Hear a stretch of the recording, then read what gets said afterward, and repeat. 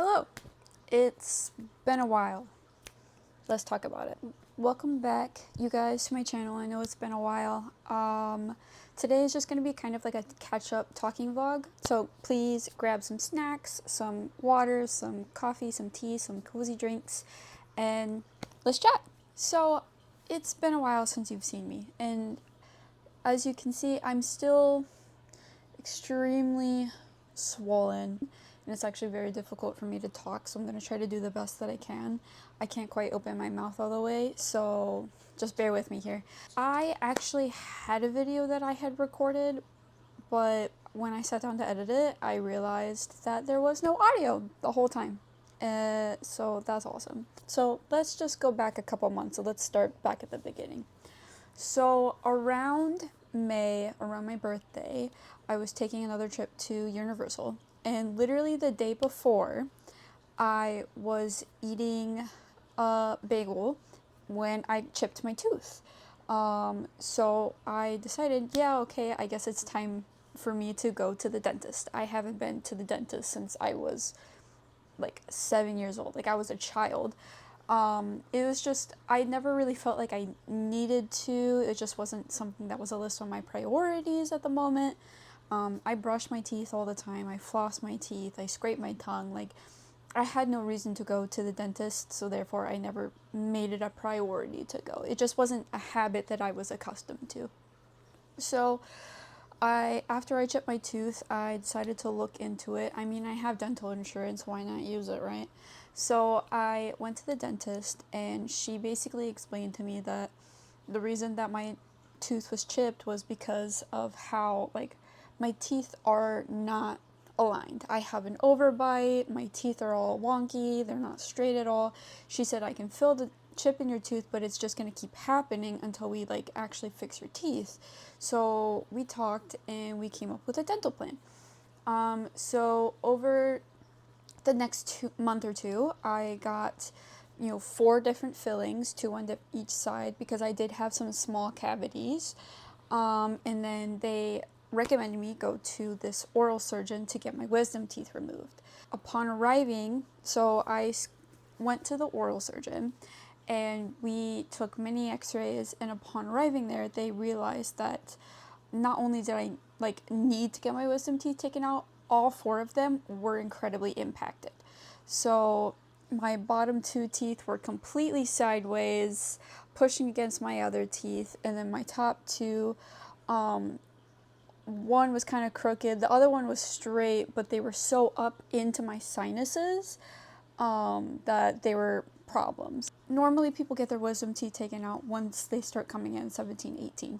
Mine did start coming in, and they were painful for a while, but after the pain went away, I just never thought to look into it. Mine were so heavily impacted that because it pushed my teeth the way it did, it actually pushed one of my teeth straight down through my jaw, and I can actually feel it here. I never knew that was my tooth. I don't know, I never thought to know what it was. And so not only did this tooth push my tooth through my jaw, it's wrapped around a nerve in my face here. And so not only is that one wrapped around a nerve, but the wisdom tooth itself, that is completely sideways, actually grew into my jaw sideways, and it somehow, just my luck, grew 3 roots instead of 2 and wrapped itself around the nerve in this part of my face. So we decided that we were going to get up into my sinuses, take these 2 out, take this one out. However, because of the placement, we did a bone grafting. And for this side, we decided we were going to do what's called a coronectomy, where they basically just cut the top part of the tooth out and leave the root tips in, because if they take the whole thing out, there's a high risk of damaging that nerve. It was a very high risk surgery that needed to get done. However, it was entirely necessary because of the placement of how my teeth were, and for me to move forward, for me to align my teeth and straighten my teeth a little bit better, I have to have my wisdom teeth taken out. So, as you can see, I am still incredibly swollen. I've still got some bruising here, and my jaws are very, very, very swollen. Now, this surgery, I'm about a week post-op from my surgery, and most people would be healed from this by now. Is some weird, rare genetic mutation. I am unfortunately still off of work for another week and still at home recovering. What should have been a very simple operation, unfortunately, was not. Normally, this kind of stuff would take like 15-20 minutes to do. I was in surgery for 2 hours. I went in at 10:30. I didn't leave there till maybe 1 o'clock because, unfortunately, when they got in there to start doing the surgery, it ended up being more complicated than it should have been. Unfortunately, my teeth were more up into my jaw and my sinuses than they realized, and because of that, the doctors almost broke my jaw.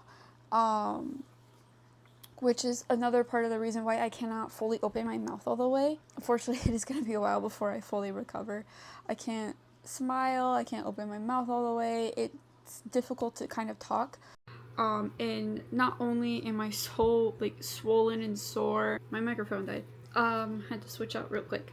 So I don't remember what I was saying, but something along the lines of I'm even having difficulty eating things like macaroni and cheese. Like, even just chewing like overcooked pasta hurts. So I've been eating mostly like mushy foods that I can swallow: refried beans, mashed potatoes, applesauce, yogurt, ice cream.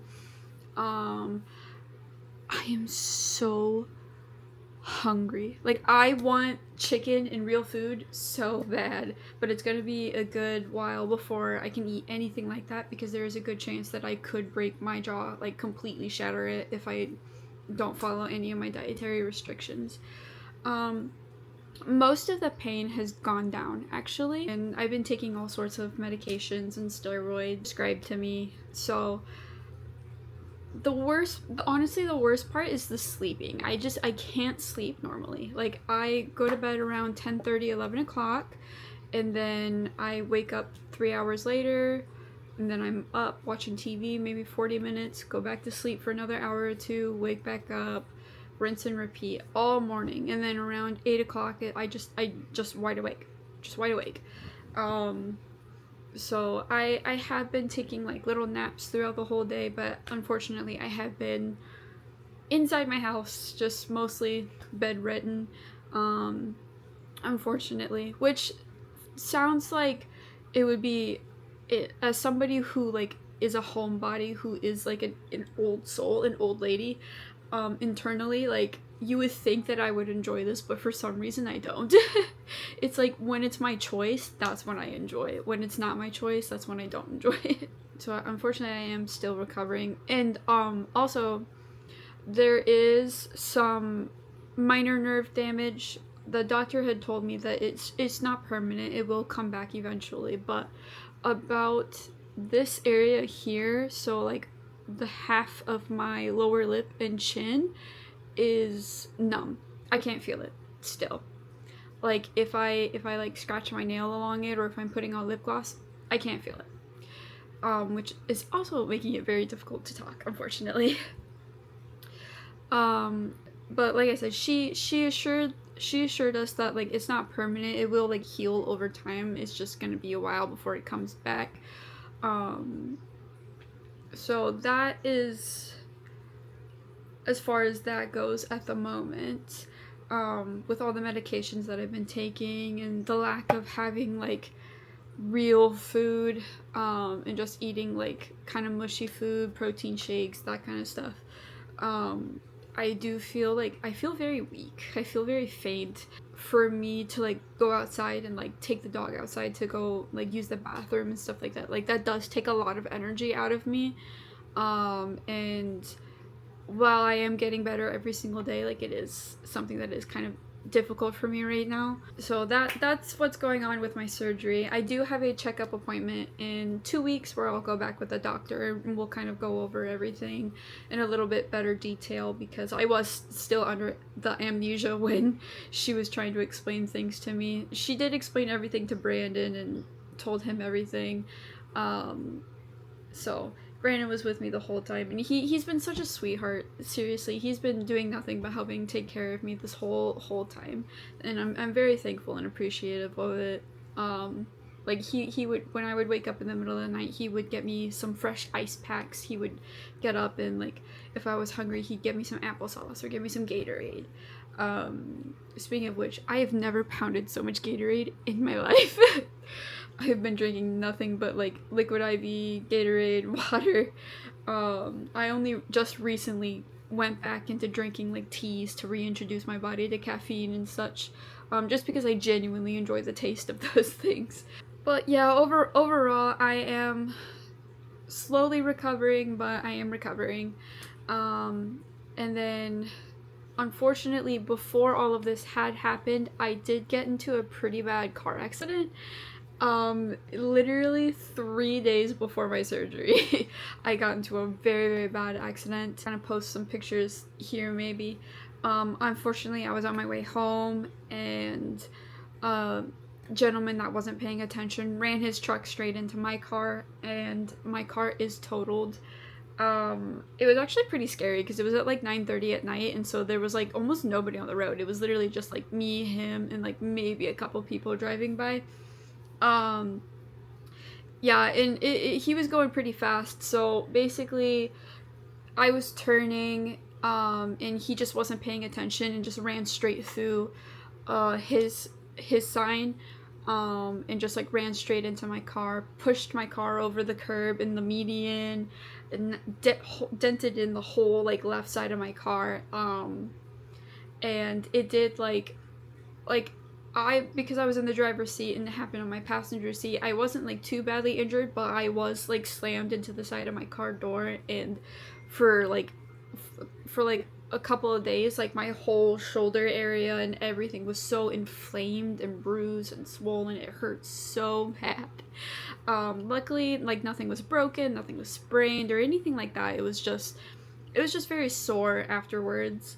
And it was just such bad timing, literally 3 days before my surgery. So unfortunately, it did happen, but it was an unfortunate accident that happened. It could have been 100% avoidable if he would have just paid attention, but there was no argument or anything about what happened. The second it happened, he jumped out of his truck and ran over and made sure that I was okay. It was a younger guy. He was just on his way over to the gym or whatever. He was very sweet, and he had straight up told the police and told everybody that it was all his fault. So there was no like real headaches of like distinguishing whether who was wrong, who was right, because he straight up was like, no, it's my fault, I'll pay for whatever.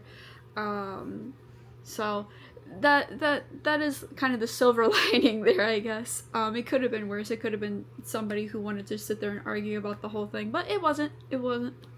But unfortunately, my car was totaled, and it was a newer car too. Like, I had bought that car back in 2022 when Hurricane Ian hit. It had actually flooded my previous vehicle, and that car got totaled. And so I bought this brand new car. I literally only had it for a couple years and got it totaled.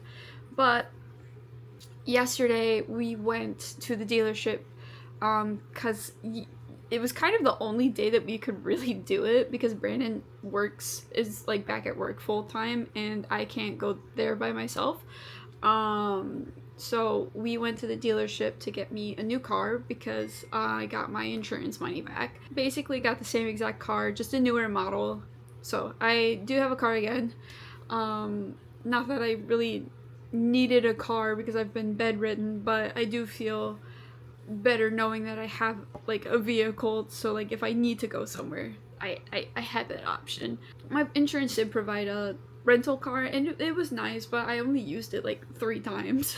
That's kind of like a quick recap of all the dramatic changes that have happened. I have also been reading a whole bunch of books. If you don't know me like that, I am a really big reader. I do really enjoy reading books.